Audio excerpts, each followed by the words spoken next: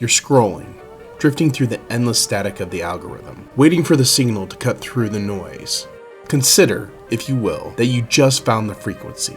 You've just stepped off the timeline of the everyday, into the space where the forgotten history and the hidden truths finally touch down. There's the story you know, and then there's the airspace we're about to enter. Check your coordinates, because you're heading towards the landing point.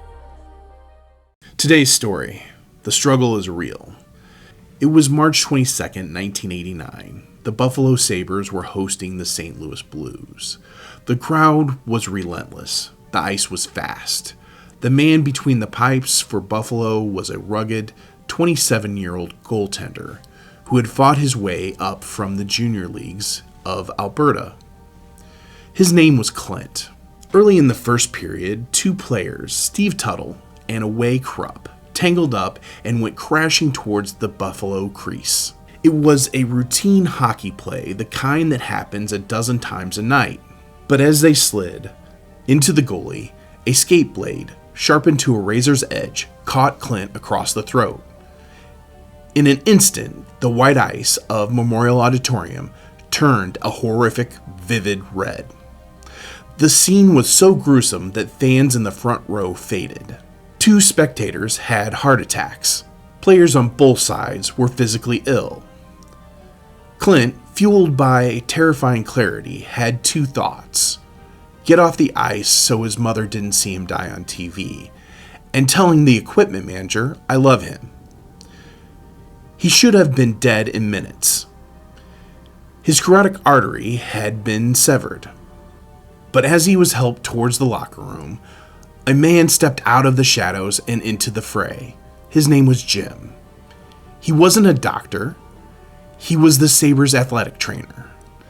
But Jim had a secret weapon in his past. He had served as a combat medic in Vietnam. He reached into the wound, pinched the vessel shut, and didn't let go until they reached the hospital. Clint didn't just survive. In a display of grit that defies logic, he was back on the ice practicing just 10 days later. The world called him a hero. They called him the cowboy. But while the wound of his neck healed into a jagged scar, another wound, one no one could see, was just beginning to fester. For the next 20 years, Clint lived a secret life of shadows. He suffered from undiagnosed PTSD, terrifying flashbacks, and a spiraling struggle with OCD and depression. The man who had survived the most famous injury in sports history was slowly losing the war inside his own head. It all came to a head on an October day in 2008. Out in his barn, Clint held a rifle to his chin and pulled the trigger. The bullet shattered his jaw and lodged in his skull. But remarkably, once again, he survived. It was only then, lying in the hospital bed for a second time against impossible odds, that Clint realized he hadn't been saved twice just to play hockey or 10 horses. He realized his real save wasn't on the ice. It was for the millions of people suffering in silence from mental illness. Today, he doesn't just wear the scar on his neck. He talks about the ones in his mind. He became a mental health advocate, proving that the toughest cowboy isn't the one who hides pain, but the one who has courage to ask for help. He was the goalie who had bled out on national television and lived to tell the tale.